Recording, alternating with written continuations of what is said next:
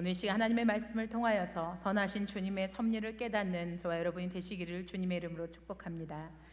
코리텐 붐여사라는 분의 이야기입니다. 코리의 아버지 카스퍼는 네덜란드인으로서 경건한 사람이었습니다. 2차 대전 중에 쫓기는 유대인을 숨겨주었다는 이유로 온 가족이 나치 수용소에 갇히게 됩니다. 혹독한 고문 끝에 온 가족은 다 죽임을 당하게 됩니다. 전쟁이 끝난 후 코리는 극적으로 살아날 수 있었습니다.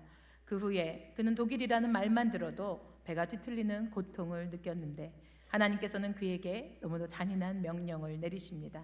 바로 독일인을 사랑하라 말씀하는 것입니다. 독일인에게 찾아가서 하나님의 사랑과 용서를 전하라 하시는 것입니다. 그녀는 실천하기 힘든 그 명령에 순종하면서 점차 용서를 전하는 여성 설교가로서 명성을 높이게 되었습니다. 어느 날 한 집회에서 설교를 마친 후에 코리의 설교에 감동받은 사람들과 악수를 나누고 있을 때 자기 손을 잡은 노신사의 그 손을 바라보는 순간 그녀의 피가 거꾸로 흐르는 것을 느꼈습니다. 바로 라벤스부르크 수용소에서 자기 가족을 고문하여 죽게 하고 자신의 처녀 시절에 옷을 벗기고 때리고 고문하고 온갖 고통과 수모를 주던 바로 그 간수였기 때문입니다. 짧은 찰나 속에서 하나님, 저 사람만은 용서할 수 없습니다 라고 말했습니다.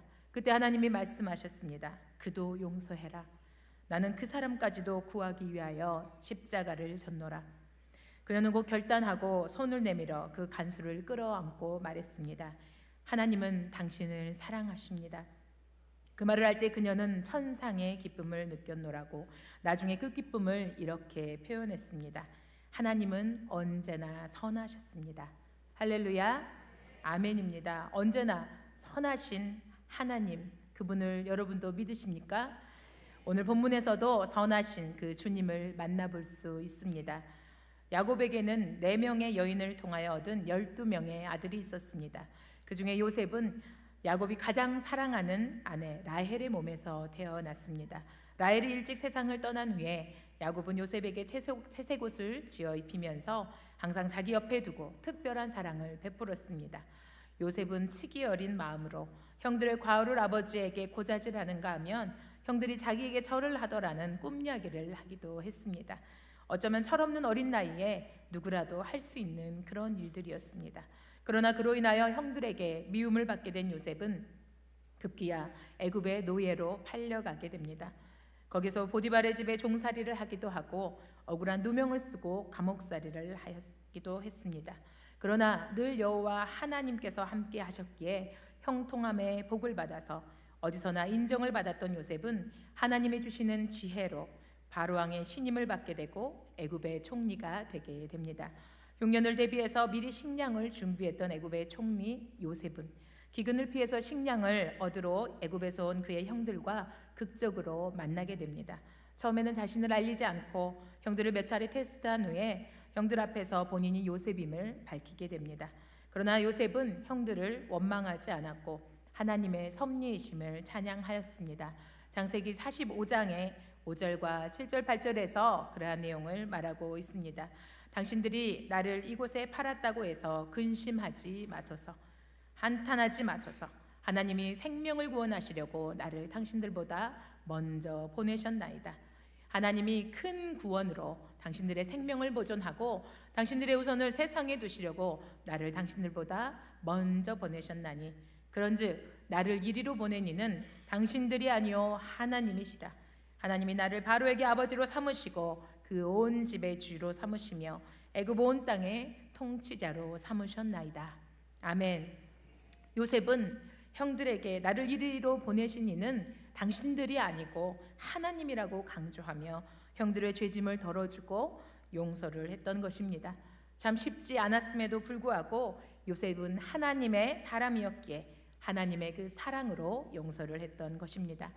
그러나 요셉의 형제들은 이후에 17년 동안 요셉의 인도로 고센 땅에 살았음에도 불구하고 아버지 야곱이 죽자 요셉이 복수할까 봐 두려워합니다. 본문의 15절에 요셉 형제들이 그들의 아버지가 죽었음을 보고 말하되 요셉이 혹시 우리를 미워하여서 우리가 그에게 행한 모든 악을 다 갚지 아니할까 하고 두려워하는 모습을 볼 수 있습니다. 야곱의 장래가 끝나자 현실적으로는 아버지의 영향력도 다 끝났다고 본 것입니다. 요셉의 형제들이 의지했던 것은 요셉이 믿는 그 하나님이 아니었고 바로 육신의 아버지였던 것입니다. 우리도 때로는 눈에 보이는 사람을 하나님보다 더 의식하기가 쉽습니다. 이렇듯 죄를 범한 사람들은 끊임없이 두려워하는 법입니다. 죄인은 언제나 두려움과 공포 속에서 살아갑니다. 두려움에 빠지기를 원하지 않는 사람들은 죄를 범하지 않도록 주의를 기울여야 하는 이유도 여기에 있습니다. 마치 도둑이 제 발을 저리는 것처럼 용서받음을 알지도 못하고 믿지도 못하면 불안함 속에 사는 것입니다. 믿는 사람으로서 옛 죄를 생각해내서 통회를 거듭하는 것이 어찌 보면 겸손한 것 같지만 사실은 그렇지 않습니다. 주님의 마음을 슬프게 하는 불신앙인 것입니다. 은혜를 떠나서 불신앙에 빠지면 노예적인 정신에 사로잡히게 됩니다. 우리들은 노예된 자들처럼 두려움을 품을 것이 아니라 어떠한 경우에도 주님의 사랑을 믿고 그 안에서 평안을 누리기를 축복합니다. 본문에서 요셉의 형제들은 이런 마음으로 두려운 나머지 직접 가지도 못하고 사람을 보내어서 요셉에게 말을 전합니다. 본문의 16절에 요셉에게 말을 전하여 이르되 당신의 아버지가 돌아가시기 전에 명령하였다라고 또 거짓을 말하고 있습니다. 그 말인즉슨 17절에 너희는 이같이 요셉에게 이르라 내 형들이 네게 악을 행하였을지라도 이제 바라건대 그들의 허물과 죄를 용서하라 하니, 이것은 지금 아버지 야곱이 유언을 남겼다는 그 이야기인데, 사실은 우리 성경의 어디 본문에도 이 형제들이 사실 야곱에게 우리가 그렇게 요셉을 팔아넘겼다, 우리가 죽이려다가 그를 팔아넘겼다라고 고백하는 대사가 없습니다. 설령 혹시나 성경에 담겨있지는 않아도 말을 하였다 할지라도, 그렇다면 야곱이 요셉에게 직접 네가 용서해라, 이 형제들을 불쌍히 여겨라 라고 말을 했겠지 형제들에게만 말을 했을 리가 없습니다.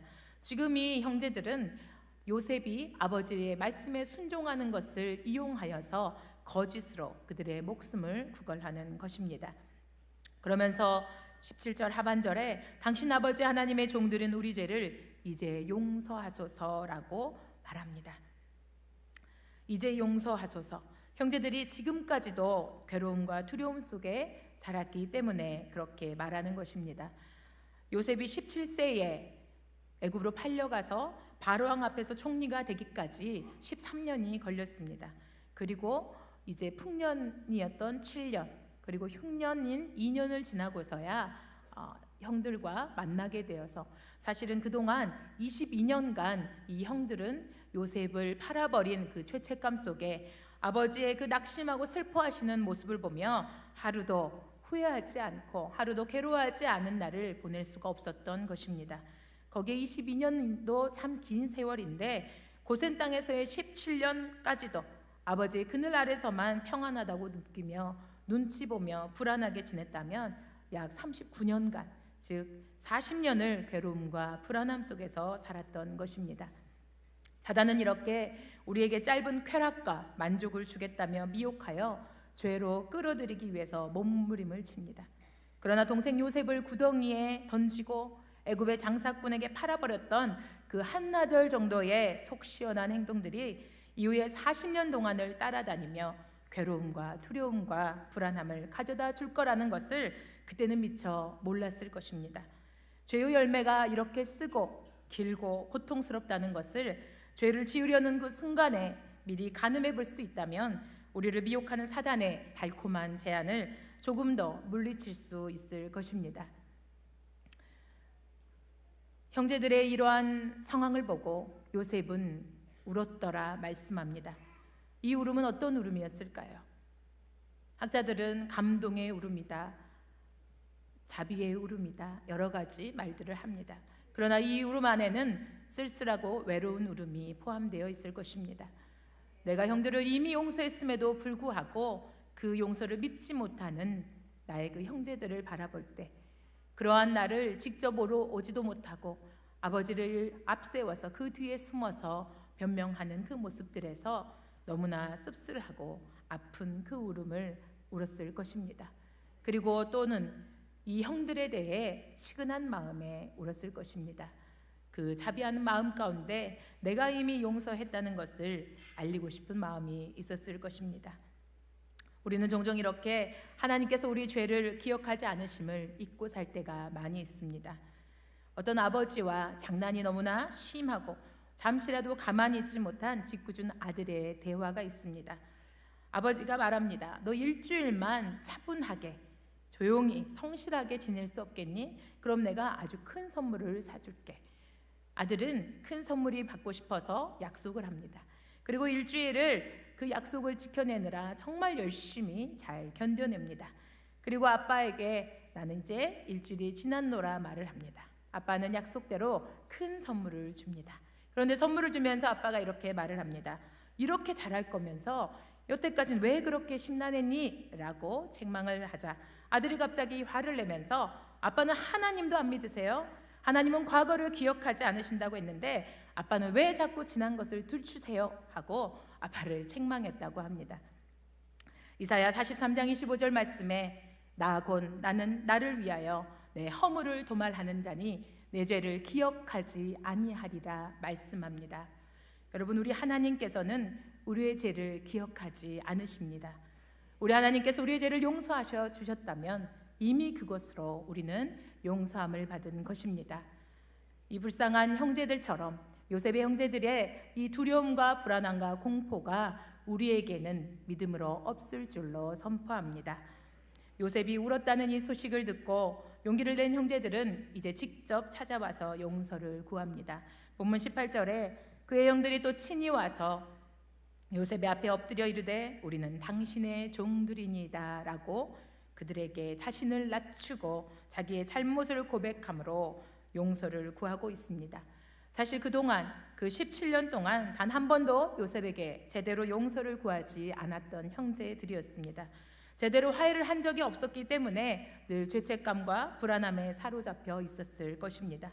요셉을 노예로 팔았던 그들이 이제는 요셉에게 당신의 종이 되겠다 고백하고 있는 것입니다. 요셉은 어쩌면 이 장면을 수천 번 꿈꿔봤을지도 모릅니다. 그러나 요셉은 이미 이들을 용서했기 때문에 아버지가 돌아가신 후에도 여전히 그들을 사랑하고 섬길 수 있었습니다. 요셉의 삶은 가히 존경받을 만한 위대한 사랑의 삶이었습니다. 요셉이 이렇듯 승리할 수 있었던 이유는 무엇일까요?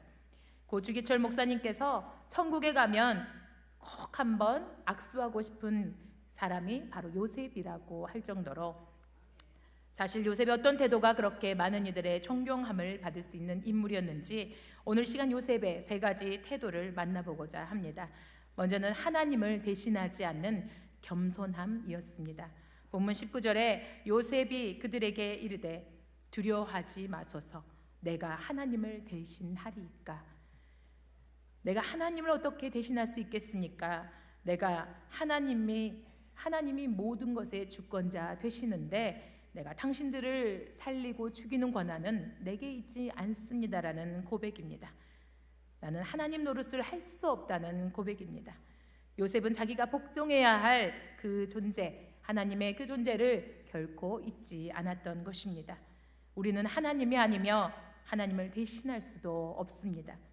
그러나 우리는 가끔 하나님을 대신하려고 하기도 합니다. 하나님, 이 사람은 절대 천국에 가면 안 됩니다. 서두에 말한 고리여사처럼 하나님, 이 사람만큼은 용서할 수 없습니다. 하나님, 이 사람을 혼내주세요. 복 받으면 안 될 사람입니다. 우리에게는 정죄의 권리가 없음에도 불구하고 심판자의 흉내를 내려고 할 때가 많이 있습니다. 그러나 우리는 오늘 요셉을 통해 다시 한번 기억해야 합니다. 심판은 하나님께 달린 것입니다. 우리는 결코 하나님을 대신할 수 없다는 겸손한 마음을 가져야 합니다. 고린도후서 5장 10절에서도 하나님은 말씀합니다.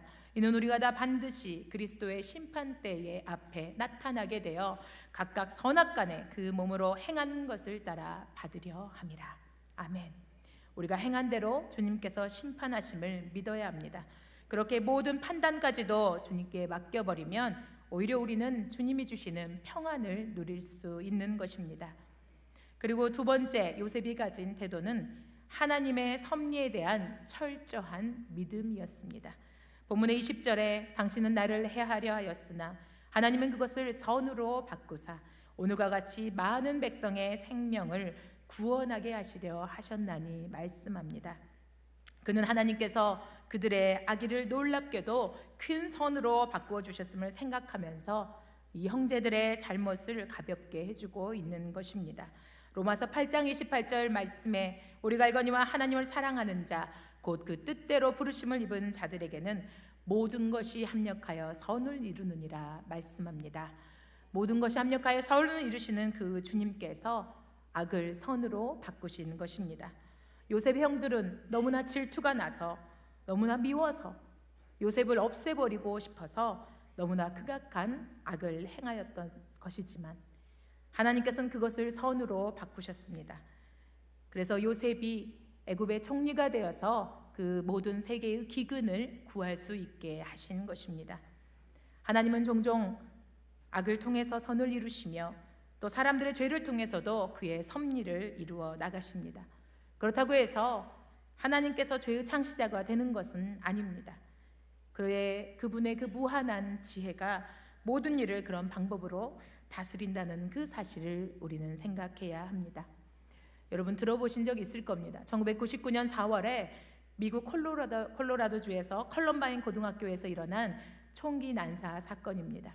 사망자가 13명이었으며 부상이 24명이 생긴 이 시대의 비극으로 기억되는 사건입니다. 고등학생 2명이 자기의 동료들과 선생님을 쏴 죽였던 비극적인 일이었습니다. 거기에 한 희생자의 부모였던 톰과 린다 마우저 부부는 이 사건을 계기로 총기 소유 규제 강화 운동가로서 활동하게 됩니다. 그리고 그에게 14살의 딸이 있었지만 중국에서 남아 선호 사상으로 버려진 여자아이를 입양하여서 그를 키워주는 선의 역사를 남기고 있습니다. 그렇다고 총기 난사 사건이 잘 일어난 것은 결코 아닙니다. 그러나 그 악한 사건을 선으로 바꾸시는 하나님의 역사가 일어난 것입니다. 선은 하나님의 속성을 표현하는 것입니다. 하나님 한 분만이 선하십니다. 시편 100편 5절에 여호와는 선하시니 그의 인자하심이 영원하고 그의 성실하심이 대대에 이르리로다 말씀합니다. 우리 주님은 완전한 선을 행하시는 분이십니다. 디모데전서 4장 4절에도 말씀합니다. 하나님께서 지으신 모든 것이 선함에 감사함으로 받으면 버릴 것이 없나니. 그러므로 하나님이 하시는 이 모든 것은 선하시며 그분이 만드신 모든 것은 버릴 것이 없는 선하다는 것입니다. 신은 죽지 않았다라는 영화가 있습니다. 그 영화 안에서 한 교회 목사님 교회에 어떤 동료 선교사님이 방문해서 함께 여행을 가기로 계획합니다. 그런데 신기하게도 차가 고쳐도 시동이 걸리지 않고 또 사람이 와서 바꿔줘도 안 되고 자꾸만 3번이나 며칠 동안 출발을 할 수 없게 하는 것입니다. 그래서 마지막 날 이제 정말 마지막이다 하며 믿음으로 시동을 한번 걸어 보았습니다. 그런데 드디어 차가 시동이 걸렸고 둘은 여행을 출발합니다. 차가 막히던 시내의 한 도로에서 어느 신호등에 정차해서 기다리는데 뺑소니가 교통사고 나는 것을 목격하게 됩니다. 그런데 그 뺑소니 차에 치인 사람은 바로 신은 없다라고 주장하면서 학생들에게 강압적으로 그것을 주입하고 크리스천 학생들을 괴롭혔던 하버드대의 철학과 교수였습니다. 사고가 난 것을 보자마자 구급차를 불렀으나 지금 이 교수님은 갈비뼈가 여러 개가 부러져서 폐를 찌르고 있는 상태였기 때문에 곧 숨을 거둘 것 같은 급박한 상황이었습니다. 이 목사님은 교수님에 다가가서 복음을 전합니다. 예수님을 영접하도록 돕습니다. 그는 처음에는 대답하지 못합니다. 그러나 죽음의 그 직전의 순간에 마지막 순간에서야 주님이 살아계심을 인정하고 예수님을 영접하며 목사님의 기도를 받으며 숨지게 됩니다. 목사님과 선교사님은 차를 자꾸 출발하지 못하게 막으시더니 결국 예수님의 대적자였던 철학과 교수님의 그 영혼을 구원하시고자 두 목회자를 사용하신 하나님의 크고 깊은 섭리를 깨닫는 순간 서로 쳐다보며 God is good 그렇게 말하자 all the time 이라고 대답합니다. 주님은 선하시다 all the time 항상 그러하시다 그렇게 고백한 것입니다. 할렐루야. 우리도 함께 해볼까요? 주님은 항상 선하십니다. 우리 옆에 있는 분들에게도 한번 말해 주십시오. 주님은 항상 선하십니다. 할렐루야, 아멘입니다. 우리 주님은 항상 선하십니다. 에베소서 2장에서 이렇게 말씀합니다. 우리는 그가 만드신 바라 그리스도 예수 안에서 선한 일을 위하여 지으심을 받은 자니 이 일은 하나님이 전에 예비하사 우리로 그 가운데서 행하게 하려 하심이니라. 아멘. 하나님은 성도들을 통하여서 선한 일을 이루어 나가십니다. 우리는 하나님의 선한 일을 위하여 지으심을 받았음을 잊지 마시기 바랍니다. 우리는 평소에 운이 좋다, 재수가 좋다, 또는 재수가 없다, 오늘 정말 운 없는 날이다, 이런 말을 일상에서 많이 듣고 또 사용하기도 합니다. 그러나 이 세상에는 운이라는 것은, 재수라는 것은 없습니다. 오직 하나님의 섭리만이 존재하는 것입니다. 우연히 좋은 일이 생기고 우연히 나쁜 일이 생기는 것이 아닙니다. 하나님께서 우리에게 일어난 모든 일을 알고 계시고 또 보고 계십니다. 모든 것이 합력하여 선을 이루시는 그 주님께서 우리에게 나쁜 일이 생길 때도, 우리의 죄의 열매이기에 정욕대로 내버려 두시는 때도 있고, 하나님의 특별한 사랑 안에서 주님을 신실하게 바라보지 못할 때에 어떻게 되는지를 깨닫게 하는 경우들도 있으며, 욥과 같이 아무런 잘못을 하지 않았음에도 더 큰 축복을 주기 위해서 우리의 사랑을 테스트하는 경우도 있습니다.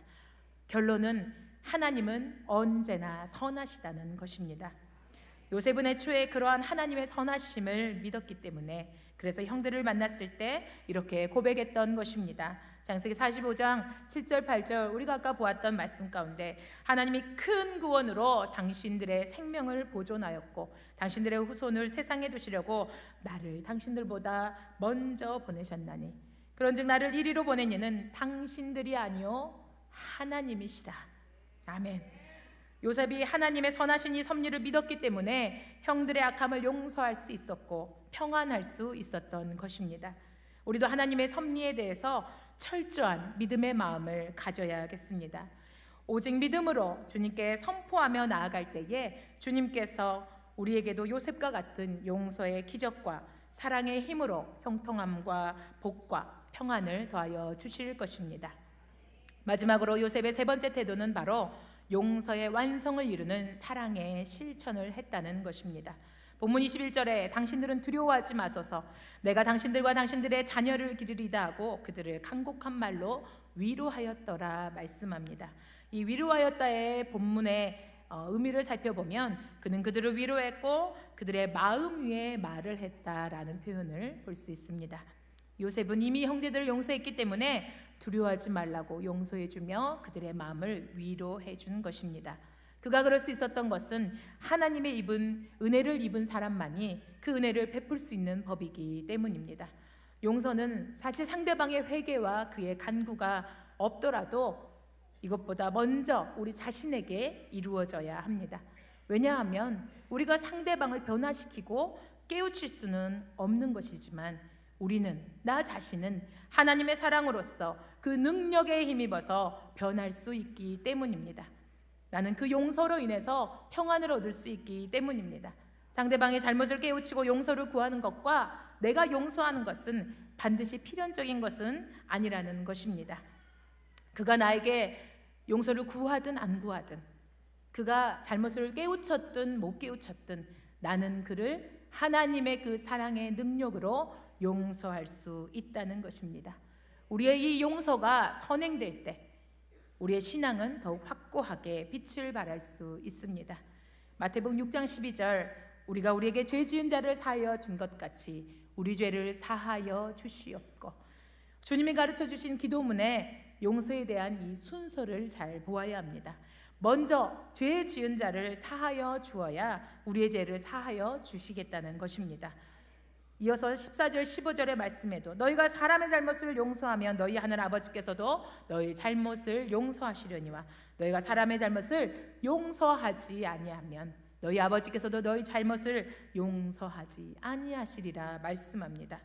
이것은 우리가 사람의 잘못을 용서할 수 없다면 나는 하나님께 용서받지 않아도 된다고 고백하는 것과 마찬가지입니다. 그러면 어떻게 용서할 수 있을까요?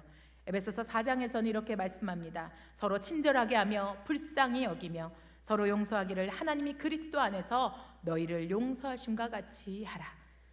불쌍히 여길 때에 용서할 수 있다고 말씀합니다. 치유상담연구원의 치유수련회 때 실제로 있었던 이야기입니다. 바람난 아버지가 재산을 탕진합니다. 그것에 너무 기가 막힌 어머니가 맞바람을 핍니다. 그렇게 가정이 풍비박산 나는 걸 보며 딸이 이 모든 것이 너무나 스트레스가 되고 화가 나서 눈이 멀어버립니다. 그리고 치유수련회를 통해서 기도하는 중에 그 마음 가운데 알고 보니 아버지의 어린 시절을 깨닫게 합니다.